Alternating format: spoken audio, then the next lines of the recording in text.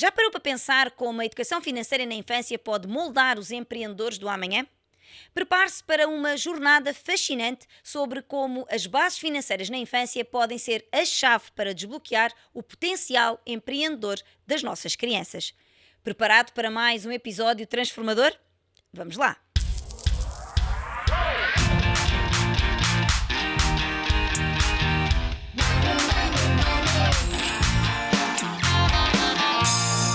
Vamos falar monês. Olá, sejam muito bem-vindos a mais um episódio do Vamos Falar Monês, o podcast que fala a língua do dinheiro para as crianças de uma forma simples e descomplicada. Eu sou a Cristina Judas, sou educadora financeira infantil e vou ser a vossa guia nesta jornada financeira. Hoje vamos falar sobre a importância da educação financeira infantil na construção de futuros empreendedores. E para nos ajudar a desconstruir ou até mesmo a explicar melhor estas questões do empreendedorismo, temos connosco um convidado muito especial que se intitula como Fazer o Básico Bem Feito. Quem é que será que temos connosco? Luís Diogo, muito gosto em ter-te aqui, é um prazer ter-te aqui pessoalmente e a falar deste tema tão pertinente, principalmente quando estamos a falar de crianças. Mas antes de passar a palavra, eu gostava de contar aqui um bocadinho a tua história. Bora. E portanto eu vou ler aqui uma breve biografia, digamos assim, do Luís Diogo. O Luís Diogo é arquiteto de formação, é sinónimo de transformação e inovação. Na procura incessante pela excelência, o Luís transcendeu as fronteiras da arquitetura para se tornar um empreendedor, fundando a Mini NASA, a newsletter 1% e o podcast Sistema. Com uma habilidade natural para a criação e otimização de serviços e negócios digitais, especializou-se em entender profundamente o impacto que processos e sistemas meticulosamente desenhados podem ter no crescimento empresarial. O Luís não é apenas um estratega, mas um feroz defensor de que a chave para um negócio de sucesso reside na simplicidade da disciplina, na consistência e na execução do básico. O bendito, o básico bem feito. Ou o também conhecido arroz com feijão. Luís foi um dos palestrantes convidados para a primeira edição do Marketing Masters em Lisboa e do Afiliados Brasil em São Paulo. Atualmente, o Luís dedica-se a um ambicioso projeto de construir um portfólio de empresas que excedam 1 milhão de euros de lucro anual. Sim, lucro, não faturação. Assim, o Luís Diogo prova ser mais do que um empreendedor, é um catalisador de mudança, inspirando todos aqueles que à sua volta alcançam o extraordinário através do poder da persistência, inovação e, acima de tudo, das ações que transformam visões em realidade. Luís, mais uma vez é um gosto ter-te aqui. Espero que esta biografia tenha feito jus ao teu nome. É sempre engraçado nós vermos uma perspectiva externa e refletirmos sobre onde é que nós próprios ganhamos alguma clareza sobre alguns dos princípios que depois acabamos por defender e sempre que ouço, sinto que de certa forma estou a conseguir passar alguma da clareza e lucidez da minha estratégia pessoal para fora. Isso deixa-me feliz e deixa-me feliz estar aqui a contribuir para o teu projeto e acho que vai ser uma boa conversa. Obrigado. Sem dúvida. Olha, eu assim para começar normalmente tenho sempre logo aquela primeira pergunta para começarmos aqui a desconstruir conceitos. O que é isto do empreendedorismo? Olha, acho que a sociedade a sociedade vê de uma forma, infelizmente, ainda com uma conotação bem antiga. Nós aqui em Portugal ainda vemos o empreendedorismo, há um tabu entre a relação de quem empreende e de quem ajuda outro a empreender e acho que hoje em dia a minha geração, por exemplo, já não olha dessa forma, é muito mais colaborativo e já não há uma distância, mas na realidade o próprio empreendedor, a forma como normalmente olha para aquilo que faz é muito emocional e eu acho que isso traz algum perigo à equação, porque na realidade aquilo que difere um empreendedor do investidor é nada, porque o empreender é um ato de investir, tem se calhar a maior responsabilidade de risco associada, ou seja, é dos ativos com maior risco associado e logo tem que ter um retorno também potencial.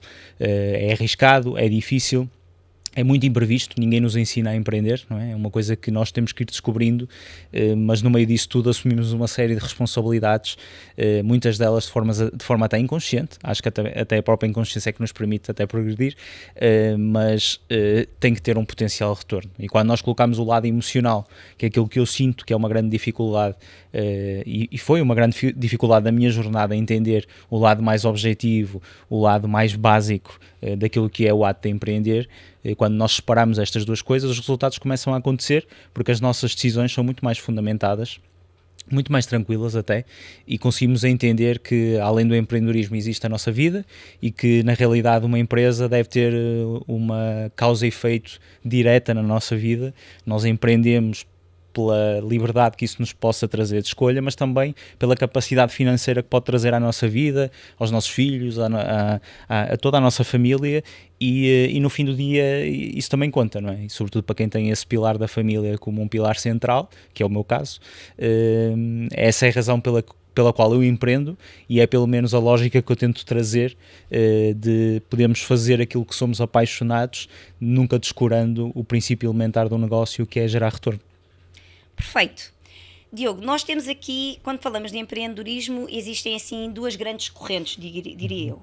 Não entrando aqui, obviamente, em questões mais técnicas do que é empreender, não é? E das várias formas de empreender, mas pegando aqui em duas muito simples, na questão do empreendedorismo por necessidade e do empreendedorismo como ato de criar um negócio e deixar algo, como tu acabaste de dizer e bem, já não por necessidade, mas por ser uma forma de gerar retorno, de formação do próprio emprego, etc.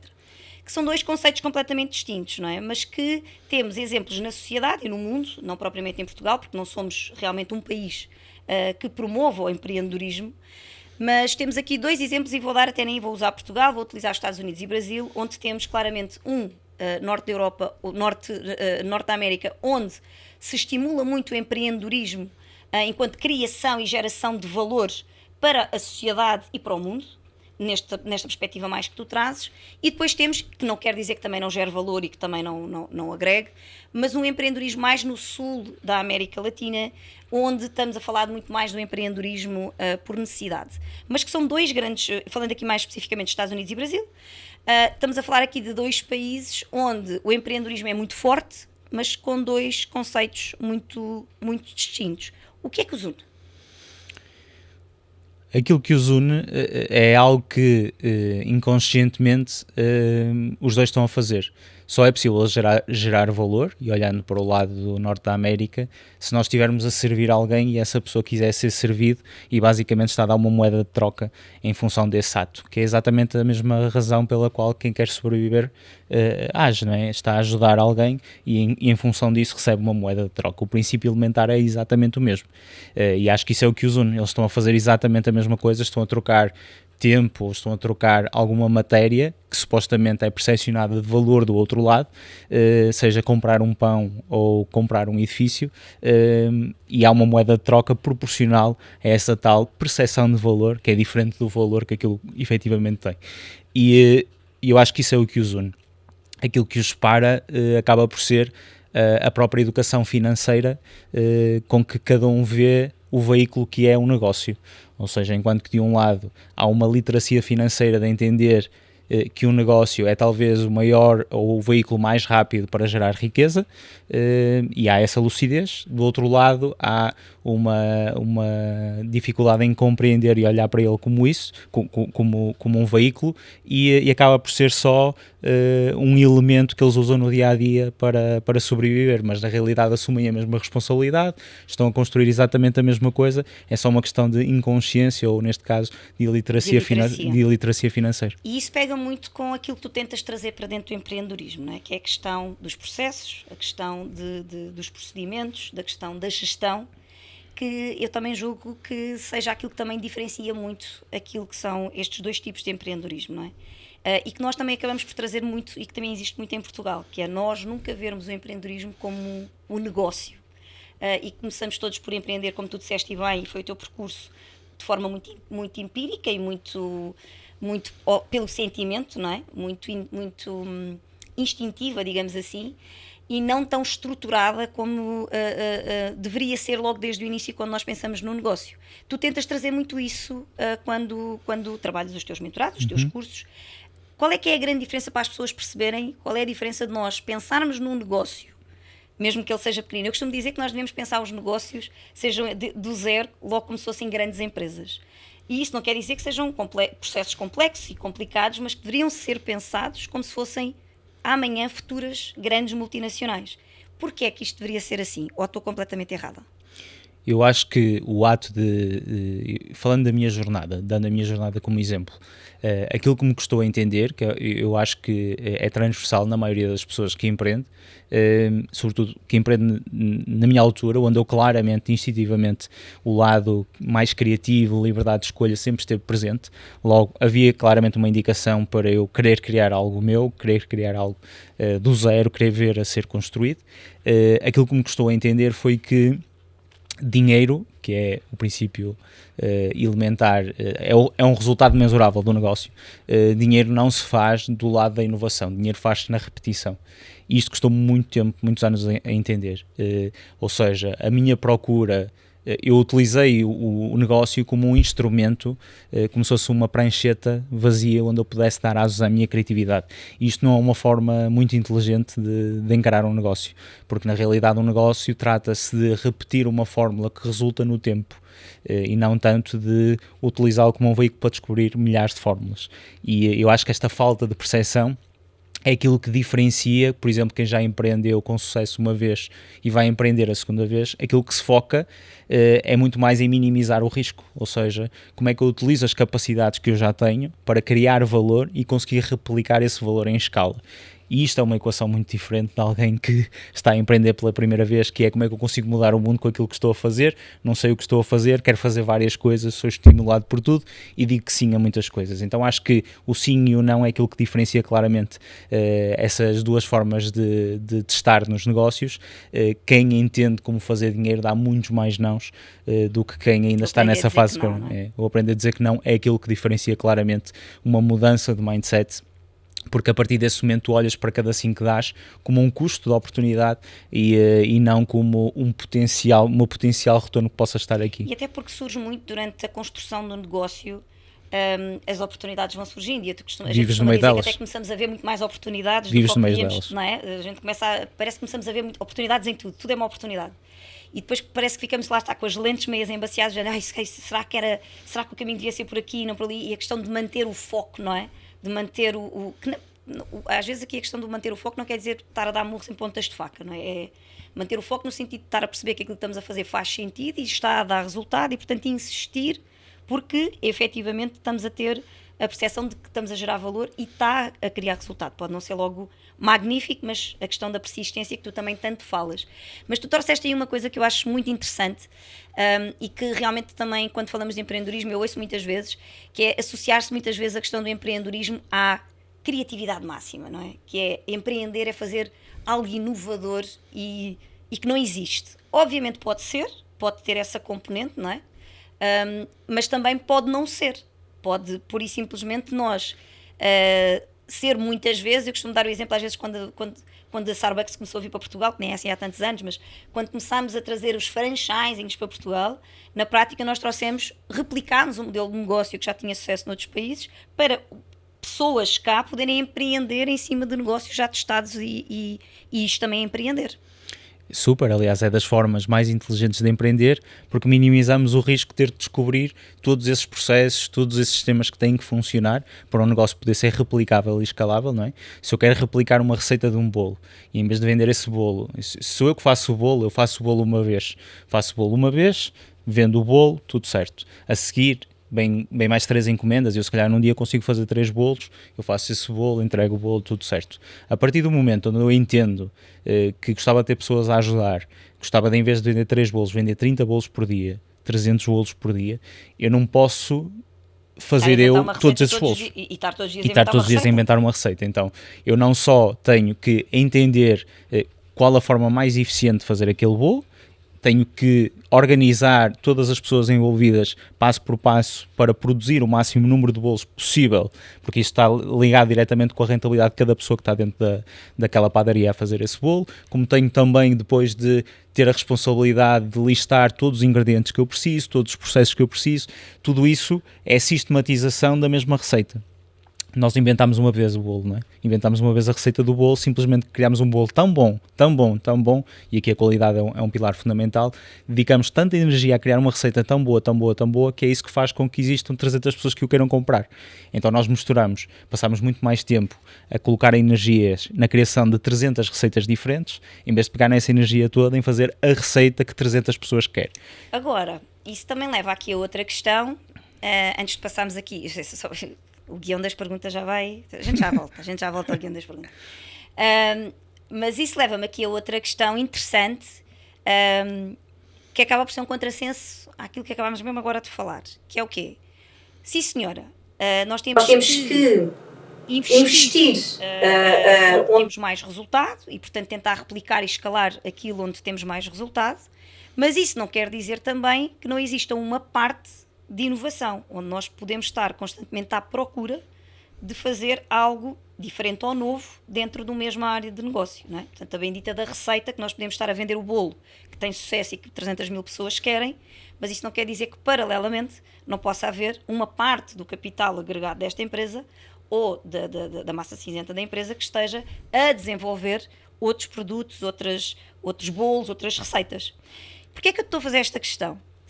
Porque eu lembro-me sempre da Nokia, não é? E ainda há relativamente pouco tempo houve uma conferência de imprensa com o ex-CEO da Nokia a chorar, porque lhe fizeram a bendita da pergunta mas o que é que aconteceu à Nokia? Porque é que a Nokia falhou? Era a maior e a melhor nos telemóveis e foi completamente engolida e desapareceu do mercado. Quer dizer, hoje em dia vende umas licenças e umas coisas para as outras tecnológicas.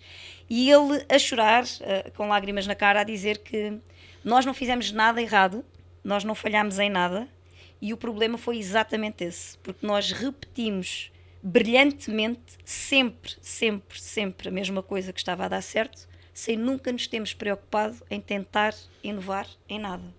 Portanto, nem tanto ao mar, nem tanto à terra.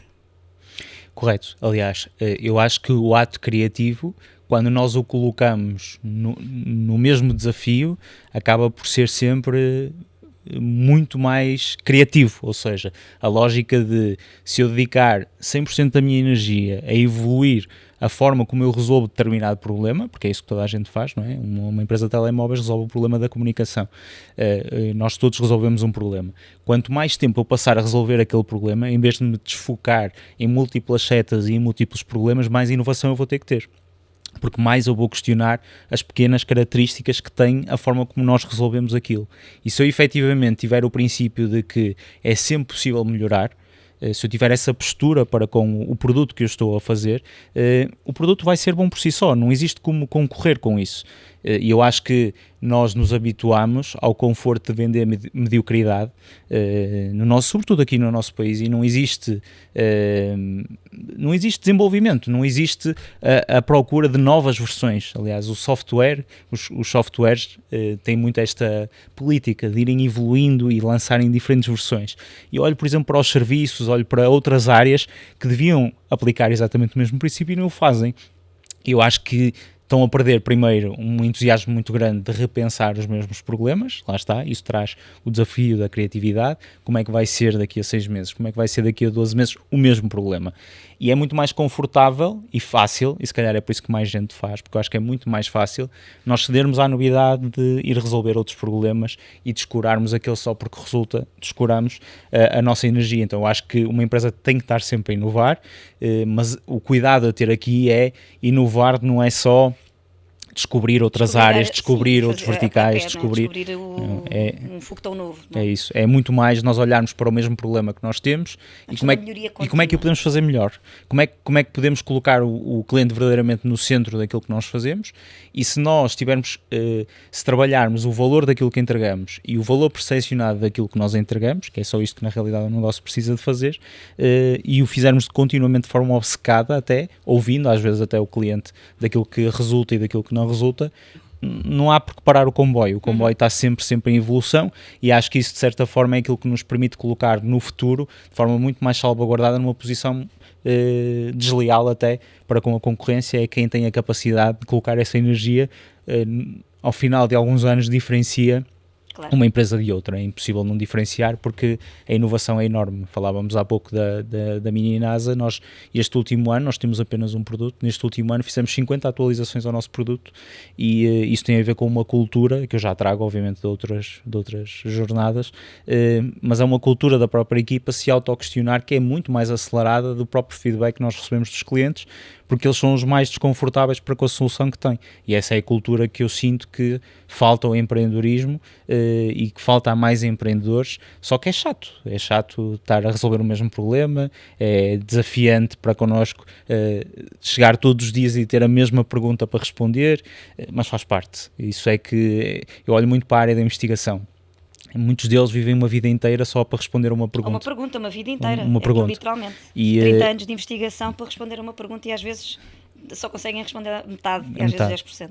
Mas isso é um contributo gigante para nós enquanto sociedade. Eu acho que se os empreendedores dedicassem toda a sua... E alguns o fazem, se calhar até a geração mais antiga de empreendedores aqui em Portugal é que fez melhor essa equação. Talvez pelo não acesso a tanta informação e tanta estimulação, se manteve sempre na mesma rota de dedicar uma vida inteira a responder bem a uma pergunta.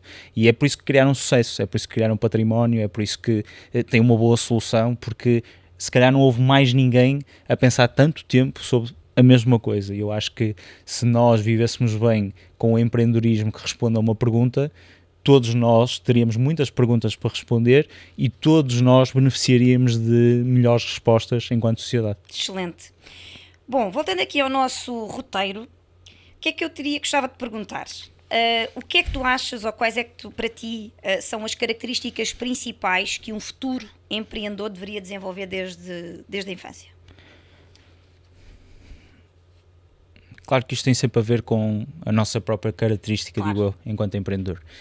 Mas aquela que a mim me tem trazido mais benefício e que eu, dos pares com quem me relaciono, também revejo mais valor, é a capacidade em procurar resposta. Ou seja, uma característica de viver bem com o facto de nós não termos resposta para tudo, mas ter uma atitude proativa de ir à procura dessa mesma resposta, porque isso faz-nos evoluir continuamente, e um empreendedor vai ter que evoluir em muitas disciplinas, não é uma opção. Aliás, quer minimizar o risco na sua vida, tem mesmo que evoluir nessas várias disciplinas. Isto significa que a curiosidade tem que fazer parte. A curiosidade e a autoaprendizagem têm que fazer parte do processo, porque não existe local nenhum onde nós vamos absorver toda a informação que nós necessitamos. Será sempre uma coisa quase que obsessiva. Então, eu acredito que não precisamos ser todos obcecados, mas precisamos todos ter esse ímpeto de ir à procura de uma resposta onde quer que ela esteja, e eu acho que isso é a característica que para mim é fundamental, porque se isso acontecer, nós vamos sempre encontrar uma possível solução, melhor ou pior, vamos poder testá-la e tirar as nossas conclusões. Olha, incrível, porque isso é um gancho perfeito para nós falarmos aqui da educação financeira infantil, não é? Porquê? Porque uma das coisas que eu trago muito para dentro da educação financeira infantil, e para quem começa a estudar um bocadinho mais educação financeira infantil, que é completamente diferente de falarmos para adultos, uma das grandes teses que se defende é nós aproveitarmos as características naturais das crianças para introduzir o tema do dinheiro, e utilizando até o dinheiro como uma ferramenta para educar para outras áreas da vida. E a curiosidade é exatamente uma das características que nós tentamos potenciar mais. Porque é uma coisa que vai sendo castrada ao longo da vida, à medida que a gente vai crescendo. É uma característica que é essencial para empreender, e até mesmo para quem quer fazer o empreendedorismo dentro da empresa de terceiros, porque é possível, não é? É diferente, é outro tipo de empreendedorismo, mas é possível. É através exatamente da criatividade que nós vamos conseguir resolver os problemas, porque não é com a mesma... A bendita da frase, acho que até é da Karina Lobato Faria, que diz que não é com a mesma mentalidade com a qual nós chegamos ao problema que vamos conseguir resolver esse problema. E, portanto, precisamos de ser criativos o suficiente, ou munirmos de pessoas à nossa volta também criativas para conseguirmos ultrapassar essa questão. E, portanto, isso linka perfeitamente com a questão da curiosidade, que é nós potenciarmos a curiosidade natural que existe nas crianças. As crianças são naturalmente curiosas, e como é que nós conseguimos fazer essa construção ao longo do tempo, mantendo esta, nunca no seu expoente máximo como em criança, mas mantendo e alimentando esta curiosidade para que, lá está, se um dia ela quiser vir a ser empreendedora, ser uma característica que ela naturalmente também já vai ter mais potenciada, porque a criatividade é treinável.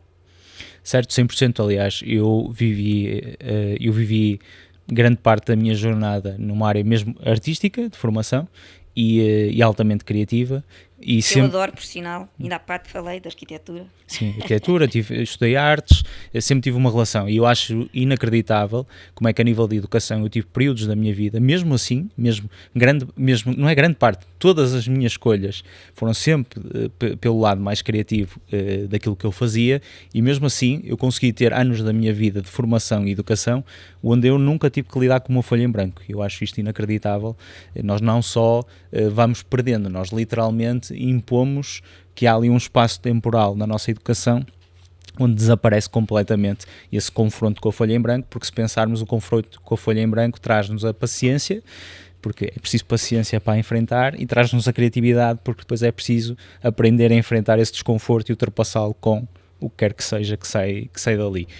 Eu noto pela minha filha, que tem 2 anos, que isso claramente nasce e existe nas crianças, e obviamente no que depende de mim é um princípio, um valor que existe na forma como eu tenho uma dualidade. Eu adoro rotina no processo do meu dia-a-dia, mas tudo o que eu faço é altamente criativo, então é um confronto numa dualidade de personalidade, e é engraçado porque a rotina nós não a trazemos para casa, é se calhar o único lado onde nós não gostamos de seguir um determinado protocolo. Isso é um cuidado que nós temos com a Benedita, que é provocá-la a viver bem com isso, a viver bem com o facto de não saber uma solução para determinado problema. Aquilo que me assusta enquanto pai é que, obviamente, eu não vou condicionar todo o percurso dela, eu sou uma parte da formação dela, e aquilo que eu sinto é que nós fazemos isso, muita gente faz isso em casa, mas fazemos isso também na escola, e é um pilar que eu não gostava de que ela, aliás, eu não gostava, eu vou fazer tudo o que estiver ao meu alcance para que ela não o perca, porque tudo aquilo que eu sempre soube fazer foi lidar com esse desconforto da folha em branco, e obviamente não é só literalmente nós termos que desenhar algo ou pintar algo, é termos que resolver um desafio que... É muito engraçada essa tua perspectiva, porque, e hoje em dia também já te deves ter deparado, deves ter outras crianças que te rodeiam, e nós infelizmente temos aquilo que é maravilhoso. Eu continuo a ser uma fervorosa defensora sempre daquilo que é um acelerador de processos e a tecnologia, e eu acho que temos que ver sempre a coisa pelo lado positivo, mas efetivamente tem questões muito negativas, e principalmente quando a gente não a sabe utilizar, e nas crianças tem sido realmente tem trazido ainda mais dificuldade para as crianças poderem ser criativas, que tem a ver com as telas, não é? E a questão da tecnologia. E eu digo muitas vezes lá em casa com os meus filhos que a coisa que mais me alegria me dá é quando eles dizem que estão a ficar entediados, porque eu acho que é exatamente a partir do tédio. Eu digo sempre assim, que maravilha, vai começar a parte boa, porque é a partir de agora que vocês vão inventar coisas para fazer, para brincar, para criar, porque é exatamente do tédio que nasce a criatividade de nós, de nos entretermos, seja com aquilo que for, com o que tivermos mais à mão. Isso é muito engraçado. Eu tomei uma grande decisão no início deste ano, de deixar de ter telefone, smartphone. Eu já ouvi falar. deixei de o ter, e efetivamente foi por essa razão. Eu senti que na minha vida eu já não estava a lidar com aborrecimento em lado nenhum, e esse aborrecimento estava a limitar a minha capacidade de expansão, descobrir coisas novas, e chega a um ponto onde nós questionamos então para que é que a vida serve, não é? Se é só para receber, aqui é o oposto dos negócios, não é? Se a vida fosse só para repetir uma receita, perdia todo o interesse, toda a substância. Eu senti que esses layers estavam a perder, eu me tinha desconectado com coisas que eu adorava na minha vida, e acho que o motivo mais forte da minha decisão foi o exemplo. foi eu poder ser um exemplo para a minha filha de que existem muitas coisas além do mundo digital. Eu trabalho todos os dias com o digital e todas as minhas últimas grandes decisões têm sido todas de afastamento. Aliás, inclusive espero dar um contributo a nível de conteúdo. Estou a fazer um investimento forte para lutar contra esta necessidade do imediatismo, e não é lutar indo contra, é lutando, mostrando que existem opções, e eu acho que muitas pessoas, sobretudo uma geração, a geração a seguir à minha, nem sequer conhece outra realidade que não essa realidade de conexão no digital, e é assustador porque há muitas outras coisas. As grandes memórias que eu tenho da minha vida, nenhuma delas aconteceu num feed do que quer que seja. Eu digo isso sempre imenso aos meus filhos. Eu tenho o Tomás com 9 e tenho a Teresa com 4. E é muito curioso porque eu digo sempre isso ao Tomás, que é assim, as histórias que... Eu tenho mais 4 irmãos e, portanto, como deves imaginar, quando há almoço e jantares de família, é um churrilho de histórias, e que todas elas se passaram, porque eu sou do tempo em que ainda não existia sequer internet. E, portanto, como deves imaginar, é o quê? É nós a contarmos as experiências e as histórias que nós vivemos, e todas elas, obviamente, sem ter um telefone na mão, porque nem existia. Não, e é das coisas objetos. mais... Era um objeto, e tu, de hoje para amanhã, tu vais-te lembrar muito mais. Eu até conto isto muitas vezes ao Tomás. A pior viagem da tua vida, em que te aconteceu tudo o que não tinha para acontecer, perdeste a mala, imagina, conto-lhe tipo assim um cenário horrendo, né? Perdeste a mala, tiveste furos no carro, então, tipo, imagina que chegavas ao hotel e era só baratas e não sei o quê, ei mãe, que horror, não sei.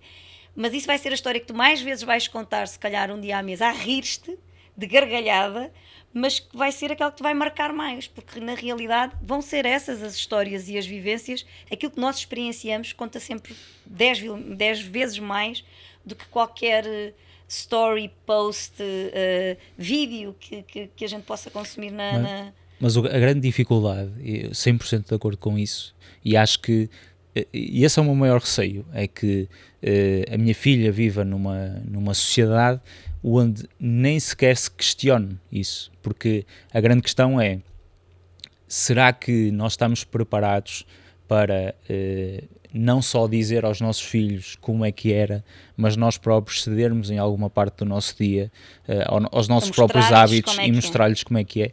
Porque eu olho para os meus pais, viveram 60 e tal anos sem telefone, e em 2 anos de smartphone estão exatamente iguais, viciados a qualquer miúdo, porque aquilo foi feito para isso. Então eles já não são o exemplo para os netos, e nós, enquanto pais, muita gente já não é o exemplo para os filhos, e não chega a contar histórias, porque eu acho que nós vamos ter que viver com eles. Nós não têm essa capacidade. Claro, como é que eles vão imaginar uma memória isso, que não existe. Que não existe. Não é? E eu tento explicar isso muitas vezes, que é assim, nenhuma criança, e mesmo os adolescentes, que já têm, obviamente a gente só tem o cérebro totalmente desenvolvido aos 25 anos, mas mesmo nós, aliás, vamos para uma questão aqui muito financeira. Todos nós temos a capacidade de perceber no papel o que é o juro composto, mas ninguém consegue imaginar o que é o juro composto se não vir num gráfico. E somos adultos e temos capacidade de abstração e de imaginação, não é? Agora, uma criança não tem essa capacidade, muito menos de revisitar memórias que não viveu. Eu trago isso muito para a questão da educação financeira, principalmente quando as pessoas trazem aquele discurso do isto custa muito a ganhar, tu sabes lá o que é passar não sei o quê. E isto é um discurso completamente abstrato, porque uma criança que não tenha passado por necessidades, e felizmente, ela nunca vai conseguir imaginar sequer o que é isso. Nunca, a menos que nós tenhamos o cuidado, obviamente sempre aqui com as balizas certas, de lhe mostrar que existe essa realidade e que existem pessoas que não têm 10 mil brinquedos em casa, e que sempre tendo aqui, respeitando sempre muito aqui o nível de desenvolvimento, obviamente, da criança, mas eles nunca vão entender se não virem, se não experienciarem, não é? Se não tiverem contacto com... Há uma história muito engraçada. Eu acho que, aliás, esta conversa que estamos a ter, e provavelmente as pessoas que seguem o teu podcast começam a ter uma consciência cada vez maior, e é por isso que me deixa feliz poder, de certa forma, partilhar a minha visão e dar aqui algum contributo. E acho que isto pode eventualmente mudar, e o lado mais positivo que eu vejo são com as pessoas, se calhar até mais instruídas e de maior sucesso, porque... começam a questionar o seu próprio percurso. E um exemplo que eu gosto muito é do CEO da Klarna, que é uma grande empresa mundial de financiamento, enfim, uma grande empresa de sucesso do mundo financeiro, e ele é uma pessoa muito diferente, ele é sueco, e na Suécia deu uma grande discussão na televisão, porque ele anunciou que não ia deixar nada aos filhos. Estamos a falar de alguém, o bilionário, não é? O unicórnio lá da Suécia, como existem aqui os nossos, que são conhecidos, e ele disse que não ia deixar nada aos filhos e que isso era muito consciente, que ele acreditava que não era o papel dele. Então ele contou uma história muito engraçada, que os filhos estudavam na melhor escola que eles conseguiram, colocá-los a educar todos, e todos os pais eram altamente conscientes, um estudo alternativo, enfim, tinham capacidades económicas e construíram ali meio que um habitat, um ecossistema protegido entre eles. E então ele foi a uma reunião de pais e basicamente a sugestão que ele deu para o filho dele era colocá-lo na pior escola que existia ali na zona. E nenhum dos pais que estava lá conseguiu entender a loucura, o lado racional daquilo que ele estava a dizer. E a razão que ele defende essa ideia, que segundo ele ainda não tinha conseguido convencer a mulher a fazer a tomar essa ação, é que como é que o meu filho vai entender a situação privilegiada que está neste momento a viver, se ele não consegue sentir, se ele não consegue sentir, não é entender, é se ele não consegue sentir o oposto. Logo ele está a ser criado num aquário. E faz todo sentido, ele nunca vai conseguir compreender a situação que está se não entender o oposto, e eu acho que hoje em dia, se eu dou valor ao que tenho, é porque eu já estive no oposto, é inevitável, é o lado de eu ter conhecido as duas equações, tanto o lado positivo e negativo que tem dos dois lados, acho que não existe um lado melhor do que o outro, mas isso traz um contraste relativamente à forma como eu valorizo determinadas coisas. E isto é engraçado, eu vivi numa casa onde nós demorávamos 30 minutos para ligar o exaustor, isto já na altura onde eu empreendia, demorávamos 30 minutos para ligar o exaustor, e às vezes não dava tempo, tínhamos que ir trabalhar e tomávamos banho de água fria, e eu só comecei a dar valor à água quente quando fui para outra casa e aquilo funcionava, só que só durou uma semana. Não é? Essa percepção durou uma semana, e a dificuldade que existe para esses miúdos é, nós antigamente, o acesso a viagens e informação vinha de pessoas com mais capacidades, que tinham essa capacidade de trazer esse conhecimento para dentro de portas, logo, inevitavelmente, geracionalmente, acaba por existir ali uma ordem natural dessas pessoas também serem mais desenvolvidas, mais instruídas. Porquê? Porque essas pessoas eram muito mais expandidas, no sentido em que viajavam, viam coisas diferentes, liam livros diferentes, expandiam, os pais tinham uma vivência diferente, expandiam, as histórias em casa eram diferentes, expandiam. E quando víamos do outro lado, pessoas que viviam em comunidades mais pobres e por aí fora eram mais limitadas, e isto era geracional, havia uma diferença muito grande. E eu sinto que nós estamos a voltar exatamente a esse mundo onde voltamos a estar completamente condicionados, e eu discordo da afirmação de que a internet traz acesso ao mundo, porque ela própria é condicionada, e isso faz com que... altamente condicionada, e isso faz com que a maior parte dos jovens esteja a ser formado com muitas palas nos olhos, e se eles nunca descobriram a expansão que existe das coisas, estas coisas que existem, possíveis de fazer, é assustador, porque eles nunca se vão auto-questionar. Eu autoquestionei-me porque eu tenho um oposto, ou seja, lá atrás tenho um contraste onde eu dizia, ok, eu gostava de pintar, eu gostava de fazer outras coisas, onde é que isso está na minha vida agora? Porque é que isso desapareceu? Foi consciente esta escolha e eu percebi que não tinha sido. Mas como é que eu vou questionar isto se eu nunca pintei, se eu nunca fiz nada, se eu nunca tive acesso? Então, nem sei que muitas vezes, quer dizer, voltamos um bocadinho até aqui... é o ridículo, mas é verdade, aquelas velhas histórias das crianças que só vivem em ambiente urbano e que acham que os ovos das galinhas só existem no supermercado, não é? Acho que isso é o nosso dia-a-dia neste momento. É o nosso dia-a-dia neste momento. E eu acho que lá está, como pais conscientes e responsáveis, e a gente tenta trazer isto muito aqui dentro do projeto da eMoney, utilizando, lá está, o dinheiro não só para deixar a competência técnica, financeira, que é essencial, no meu ver, para a vida, não só, independentemente do que eles venham a ser, que eu acredito muito nisso, que eu acho que a gente tem que formar as nossas crianças, muitas das vezes e na maioria das vezes, ainda por cima hoje, para profissões que nós muito provavelmente nem sequer conhecemos o nome hoje, e, portanto, temos que lhes dar as ferramentas e as capacidades necessárias para que, quando for a altura deles, eles tenham essas ferramentas e possam ter a capacidade de escolha. Mas isto para te dizer que é isso que acabaste de dizer, nós trazemos muito para dentro da eMoney, no sentido de, até este caso que eu te mostrei, não é? Eu utilizo muito um sistema que é o sistema dos cofrinhos para ajudar... tem vários objetivos e vários propósitos, sendo que um dos objetivos, eu chamo-lhe o cofrinho bónus, e mesmo alocado ao jogo para ser lúdico, mas que na prática é o bónus pela importância que ele tem, não é? A gente quando vê bónus é sempre uma coisa boa, que na prática o bónus é o cofrinho de doação e a questão da empatia e da generosidade. E como é que a gente trabalha, por exemplo, esta questão de, tá bem, mas como é que o meu filho que nunca passou por determinada coisa vai ter acesso? Vais pôr o puto a ir para... Não, mas pode-se fazer projetos e pode-se levar os nossos filhos, juntamente com os pais e pais responsáveis e conscientes, que é aquilo que eu acredito, numa parentalidade mais consciente e positiva, de levarmos acompanhados, até para lhes explicar o processo do que é que se passa, porque é que há pessoas que não têm sítio para morar, porque é que há pessoas que dormem na rua, porque é que há pessoas que passam fome. E que lá está, que só quando eles veem e se sentem, e eu posso dizer que eu já fiz isso com o Tomás, nós temos a tendência, e tu vais passar por isso muito provavelmente, a tua filha ainda é pequenina, quando nós passamos na rua e vemos um sem-abrigo, a maior parte das vezes a gente também finge que não vê, não é? É uma coisa que nos começa a acontecer. É o hábito? É o hábito. E eu lembro-me da primeira vez que fui com o Tomás para Lisboa e que passámos, e obviamente passámos por um sem-abrigo.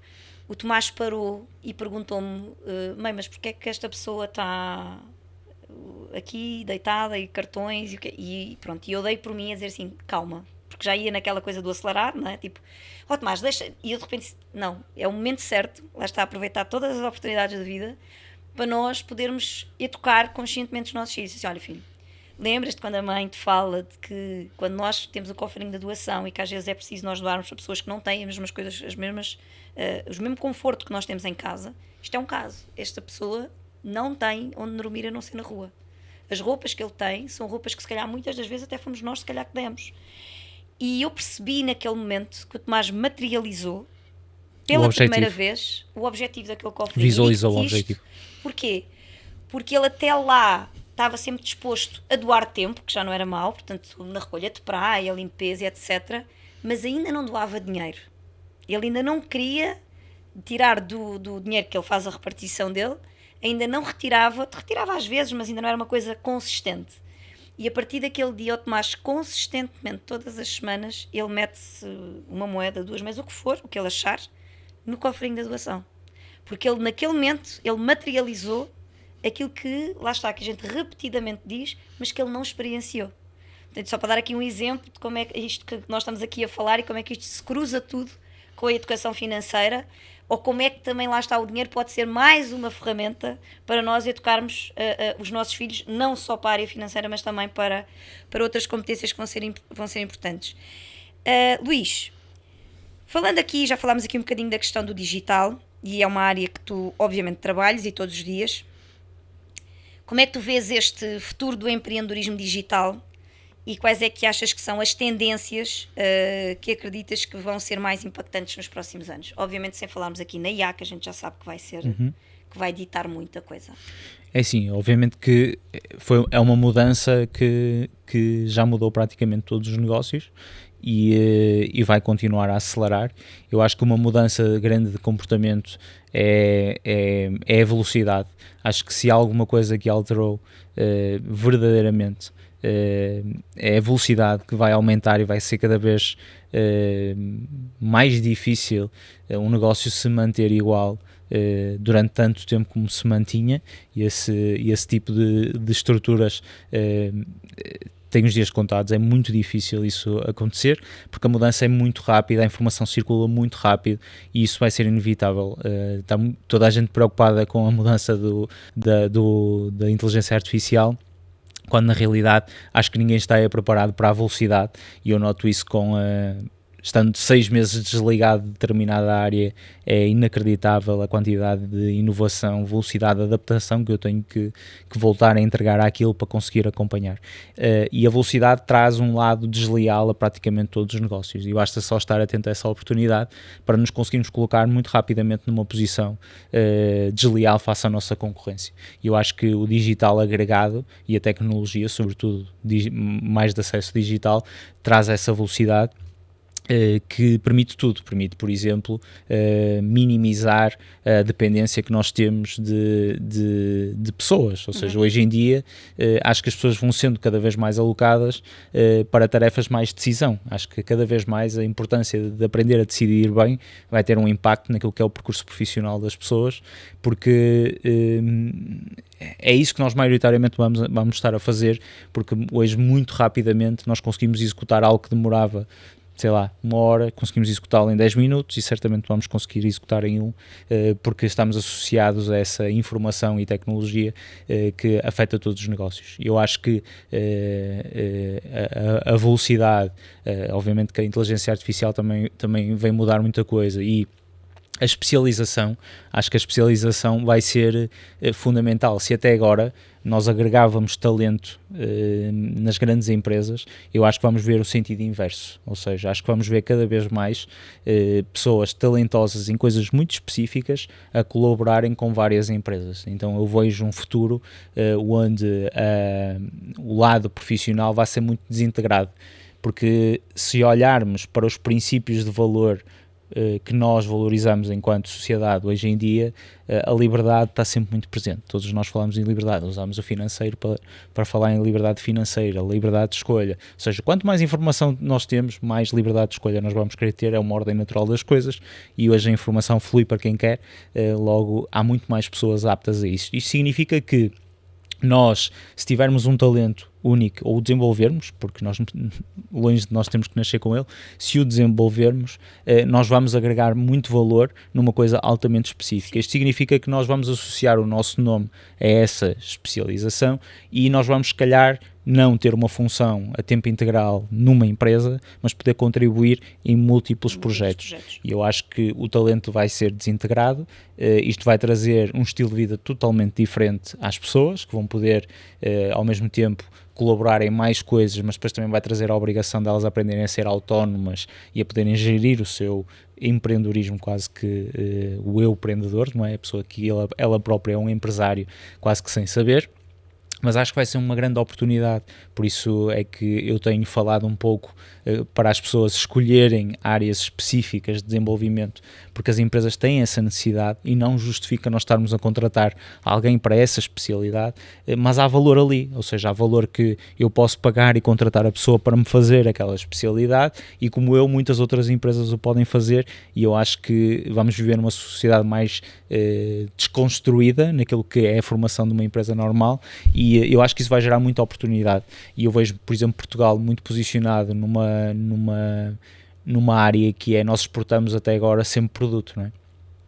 Grandes empresas em Portugal a exportar essencialmente produto, e eu acho que existe uma grande oportunidade de nós exportarmos serviço, não é vender talento como nós temos feito até agora, que é pegar nos nossos melhores recursos e entregá-los a empresas de fora. É exatamente o oposto, é nós aprendermos a criar valor cá dentro e a vendê-lo lá fora, porque se da mesma forma que vender cortiça em Portugal não a conseguimos vender ao mesmo preço do que conseguimos vender nos Estados Unidos, uma área como, sei lá, o desenvolvimento ou o design, quer que seja, qualquer área dentro da área dos serviços, se nós a vendermos lá fora também a vamos conseguir vender a um valor muito superior do que a que vendemos cá dentro. Então eu acho que existe muita boa formação, apesar de tudo, aqui em Portugal, nas várias disciplinas. Existe um lado das pessoas, nunca senti aqui em Portugal o desafio das pessoas fazerem e aprenderem a fazer, logo isso são características positivas. Acho que temos que aprender a gerar valor e a comunicar esse valor lá para fora, e se o fizermos com esta desintegração que eu acredito que vai acontecer no mundo do trabalho, acho que há muito boas oportunidades de nós vivermos em Portugal com o estilo de vida que nós temos, a poder colaborar com empresas lá fora, e isso é desleal porque a rentabilidade que nós vamos ter, ela é superior e vai permitir trazer, que a exportação não é, tem isso, não é? Trazer valor para dentro do nosso país, para nós depois podermos fazer um percurso de investimento cá dentro também, para continuarmos a evoluir na educação, enfim, na saúde, nas várias áreas onde nós estamos a sentir algumas fragilidades, e e eu acho que isso é uma oportunidade bem mais tangível a médio prazo do que o quão a AI vai afetar os nossos trabalhos, que vai afetar, correto, mas agora nós podemos aproveitá-la e vejo muito pouca gente focada nisso e muito mais gente a tentar combater ou antever do que a aproveitar e a colocar-se numa posição vantajosa para a sua vida, que na realidade é isso que nós estamos a fazer com o trabalho. Parece que nós perdemos a objetividade de para que é que serve um trabalho. Essa questão é muito relevante, não é? E isso traz também uma questão que nós trabalhamos também muito na educação financeira, que eu combato ferozmente, que tem a ver com a questão de se trazer muita educação financeira e remunerando tarefas domésticas. Nós da escola, que eu sou completamente contra, e muito agarrada a essa questão, mas como é que o meu filho vai perceber o valor do trabalho? O valor do trabalho é aquilo que a gente gera, exatamente, e não é aquilo que a gente traz por gerar esse valor, não é? Que é o conceito completamente oposto.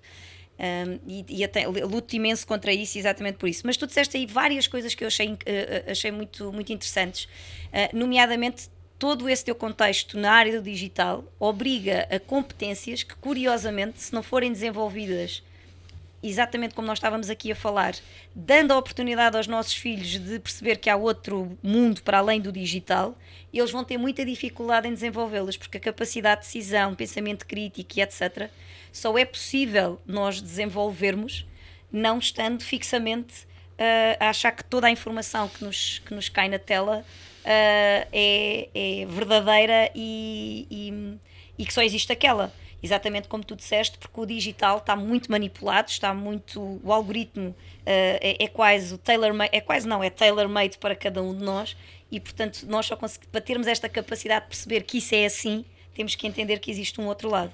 E isso leva-me aqui a uma outra questão que também se cruza muito com a educação e cruza-se muito com o empreendedorismo, que tem a ver com a questão do fracasso, não é? E o medo do fracasso e a questão de termos da sociedade também nos preparar para que o erro seja sempre uma coisa má. E por isso eu gostava de perguntar se acreditas que a educação financeira infantil, existe, claro, que as outras formas de educação e não só a financeira, mas aqui o foco obviamente será mais a questão da educação financeira infantil, achas que pode ajudar a reduzir este medo de fracassar nos futuros empreendedores? Porque eles começam a falhar de pequeninos, logo a perceber que têm que esperar, que não vão poder comprar, que isto são formas de falhar, não é? De eu ter tomado uma decisão errada, porque afinal, se eu tivesse esperado, tinha comprado não sei o quê. Achas que é uma forma também de... Acreditas nisso? 100%, até porque as características exigíveis para nós construirmos riqueza são exatamente as mesmas para nós construirmos um relacionamento, para nós construirmos valor, para nós construirmos um negócio, exatamente as mesmas. É preciso tempo, é preciso paciência, é preciso alocar bem os recursos, é preciso saber desesperar muitas das vezes e a única forma de gerar valor, seja em disciplina ou área da nossa vida. E se nós, neste caso, do lado financeiro, vamos desenvolvendo nas crianças essas competências, nós estamos a preparar para, se elas aguentam 20 anos construir um ativo que nunca beneficiaram dele, a não ser continuar a colocar lá, a semear e a plantar, se calhar essa pessoa terá boas capacidades para conseguir alimentar 20 anos um relacionamento. Se calhar essa pessoa terá capacidade para alimentar durante 20 anos um sonho. Essa pessoa terá capacidade para aguentar 20 anos um desporto. Ou seja, tudo o que exige uma dose de investimento e tempo superior, ou seja, a preparação de abdicarmos do hoje em prol do amanhã, que acho que no fim do dia é disso que se trata,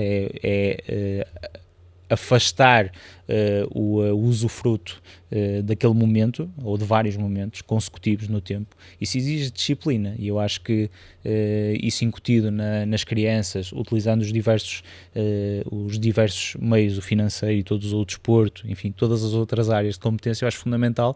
É a grande preocupação que eu tenho enquanto pai, é trabalhar esses pilares, porque eu também não equaciono um mundo onde ela vai viver, onde não vai existir moeda de troca, seja dinheiro ou outra coisa qualquer. Não consigo conceber um mundo onde ela viva, onde ela não vai ter que ter paciência. Um mundo onde ela viva, onde afastar a decisão do momento onde ela está não vai ser benéfico.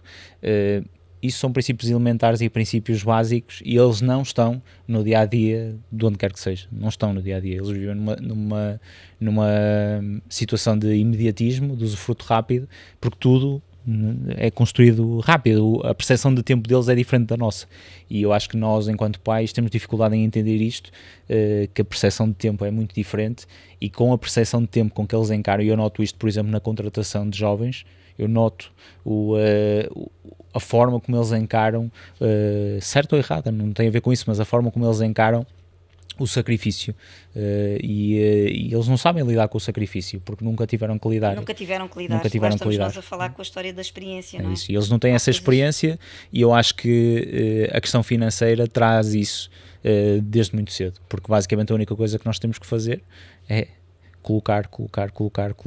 Não, é o que eu costumo dizer, é assim, a coisa mais chata do mundo, quando a coisa menos sexy do mundo é nós termos um plano financeiro e cumpri-lo. É a coisa mais chata do mundo. É a coisa mais chata do mundo, que é repetir sistematicamente a mesma coisa sempre. Sim. E, portanto, eu costumo, às vezes até brinco com isso nas palestras, dizer assim, olhem, esqueçam, porque é a coisa menos sexy do mundo é ter um plano financeiro. Porque é fazer repetidamente a mesma coisa. É a mesma coisa. Todas as semanas, todos os meses, aquilo depois dependendo do plano. Luís, tens uma filha, já falámos disso aqui várias vezes, já me confidenciaste que já fazem algumas coisas com ela em termos financeiros, portanto, não só, obviamente, teres um ativo para ela, mas em termos muito práticos, assim, também já foste falando, porque a questão de tu trabalhares a paciência em si também é uma competência na área financeira. O que é que tu já consegues perceber das poucas coisas que tu já praticas com a Benedita, que foi também, não só, mas também através desta questão do dinheiro que tu já consegues ver na Benedita como resultado?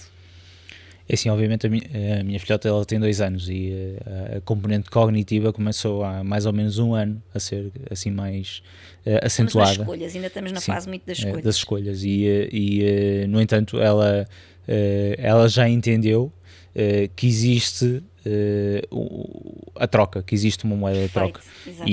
E isso nota-se, e basta, por exemplo, eu há pouco em off dava o exemplo do pão, que é uma coisa que nós temos uma tradição, e eu e a minha esposa temos uma tradição, que agora a nossa filha também faz parte, que é os pequenos almoços ao fim de semana, onde nós cozinhamos em conjunto, enfim, é uma festa. festa. Sabes como é que eu chamo isso em minha casa? Os pequenos almoços grandes. Pois, é certo. é o mesmo. E então temos uma tradição, e aquilo é todo um ritual que nós já repetimos há muito tempo, e agora a nossa filha faz parte.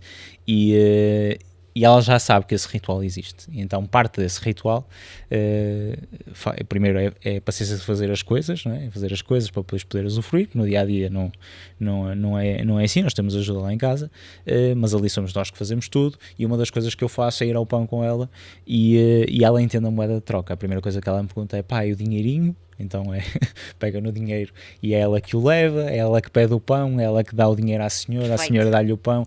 Então há ali já uma causalidade. Depois outra coisa onde começa a ser já bastante,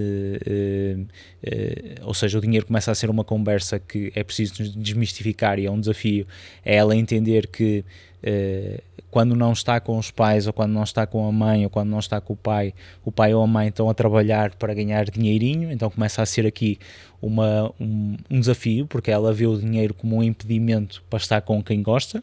Isso é aquela coisa que eu estava a dizer. Sabes que já tive até aqui um exemplo, e até acho que foi no episódio que saiu hoje.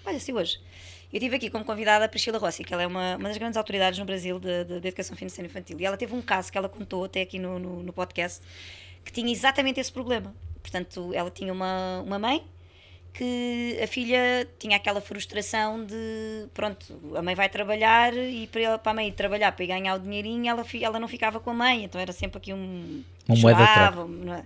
Portanto, ela estava a começar a ter esta conotação mais negativa de que para ir ganhar dinheiro eu ficava sem a minha mãe. E é engraçado que há um truque que se pode fazer, que é nós explicarmos, obviamente simplificando, e a tua filha tem 2 anos, que é como é que o teu trabalho pode ajudar os outros. A tal história do valor, não é? Porque pode não ser só o valor monetário. Como é que o teu trabalho agrega valor a outras pessoas? E então ela começou a perceber, isto não se faz num dia, como claro, normal. Claro. E então como ela nada começou, na educação. como nada, e ela começou a perceber, mas foi uma coisa, porque as crianças têm esta vantagem, quer dizer, não é num dia, mas nas crianças às vezes é numa semana e em 15 dias, porque é mesmo super rápido. Surreal. E é muito engraçado porque ela, muito rapidamente, aquilo para ela era uma resistência e até já estava a criar aqui um mal-estar de manhã, que ela chorava e aquelas coisas todas.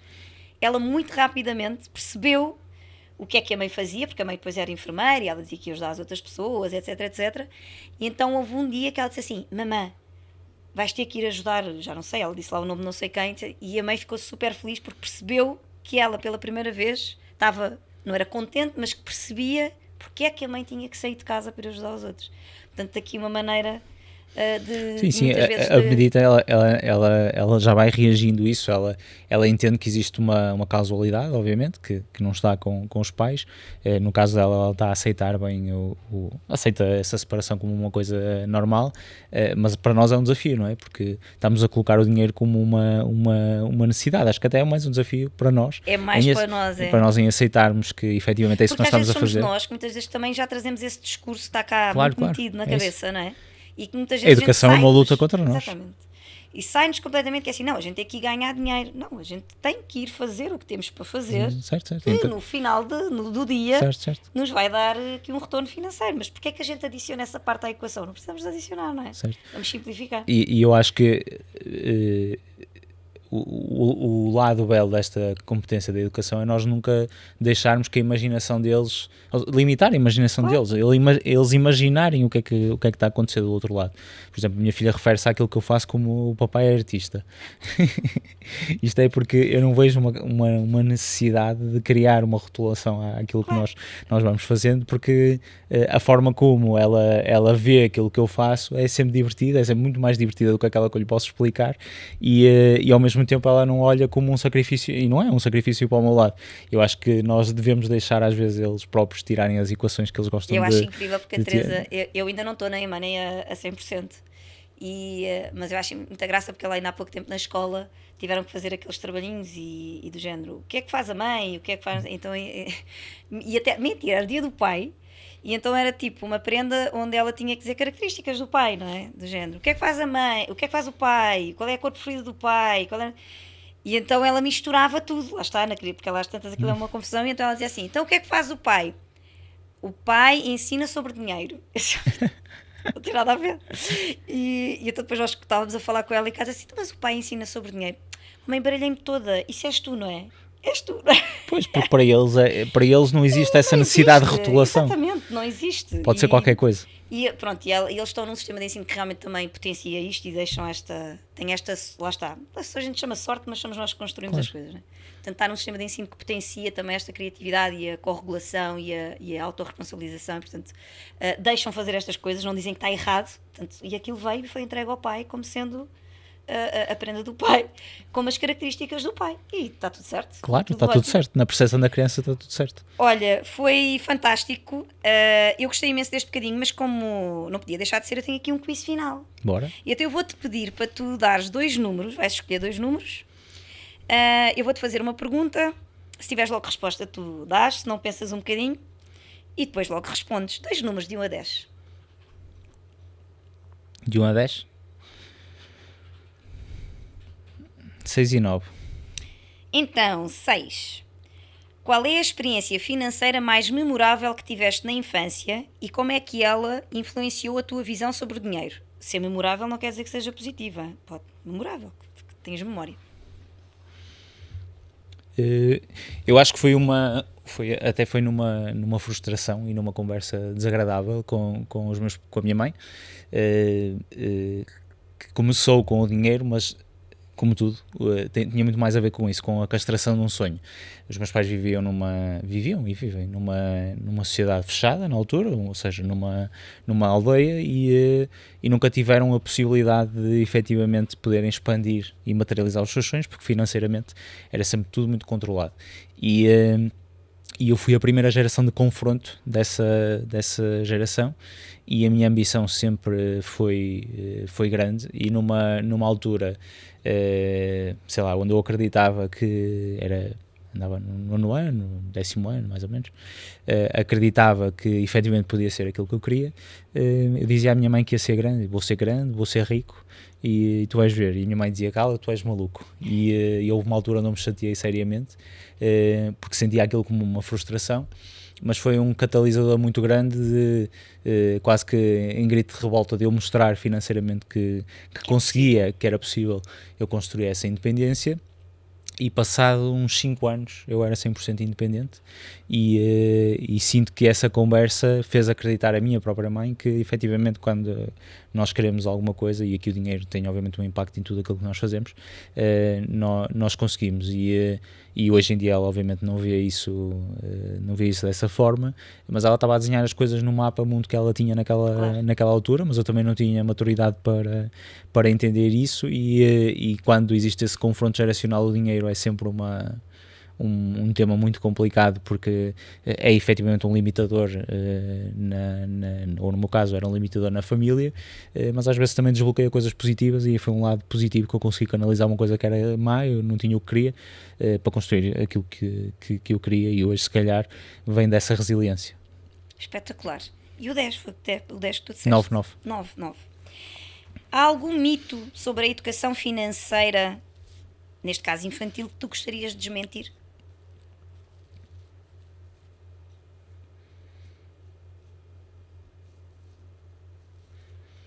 Eu acho que tem a ver com, na minha percepção, tem a ver com o princípio de nós não inserirmos dinheiro logo desde muito cedo.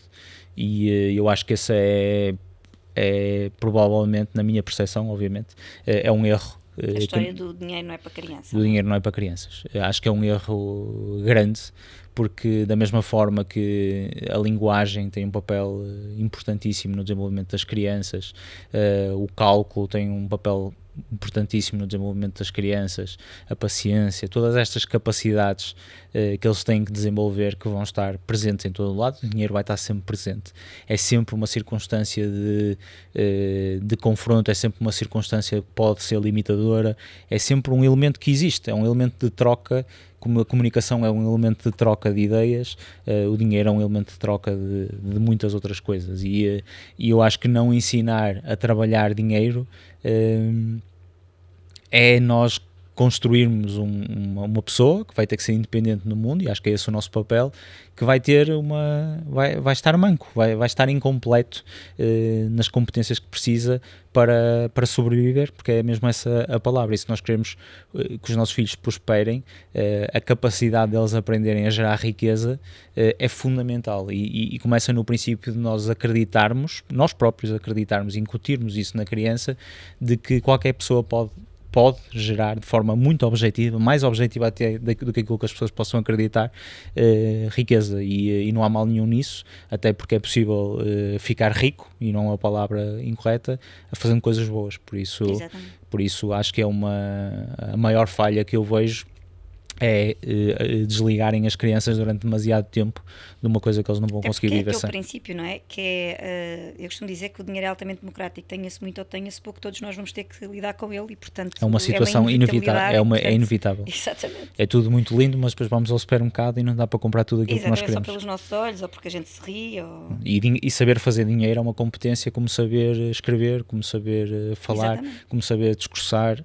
É lógico, não é uma circunstância que nos acontece, é lógico, é uma ação para, claro. E tem uma lógica associada, como tem a linguagem, como tem a música, como tem o desporto, como tem todas as outras competências, e nós vivemos muito bem com todas as outras. É muito giro pôr o nosso filho a tocar violino e o nosso filho a fazer natação, mas quando pomos o nosso filho a mexer com dinheiro e a querer saber de dinheiro, nós tentamos renegar, porque no nosso próprio inconsciente, socialmente, acreditamos ser uma coisa negativa. Ser uma coisa negativa, exatamente. E acho que essa é a primeira mudança e erro que nós acabamos por cometer, que eu estou a tentar, obviamente, não cometer esse erro, e tentando não cometer outros, não é? Isto é o processo mais difícil. O processo mais difícil. Mas é assim, nós já temos a consciência de que podemos fazer melhor, já é um grande princípio, sim, não é? Eu acho que é incrível. Olha, Luís Diogo, muito obrigada por teres aceito este convite mais uma vez. Foi um prazer enorme ter-te aqui.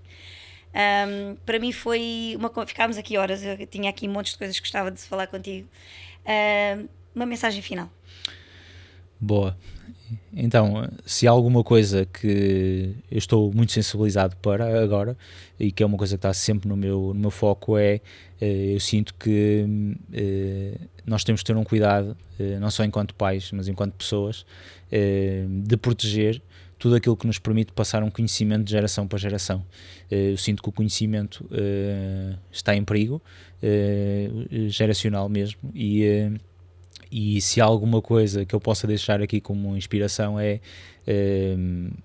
deixem esse conhecimento para os vossos filhos, materializem esse conhecimento, nunca sabemos o dia da amanhã, e eu tenho a certeza que quem se equipar de conhecimento no futuro vai ser desleal, porque infelizmente todos os veículos que estão a ser criados é na ótica do imediatismo, e nós pela primeira vez na história corremos riscos de não conseguir passar o conhecimento para a próxima geração, e eu acho que é um instrumento essencial para eles continuarem a desenvolver e para a sociedade continuar a evoluir, e para nós efetivamente cumprirmos com a nossa função, que é deixar-lhes um percurso para eles e ao mesmo tempo para nós, porque nós próprios também vamos beneficiar daquilo que eles também vão criar. Esperamos o nosso legado, não é? O nosso legado.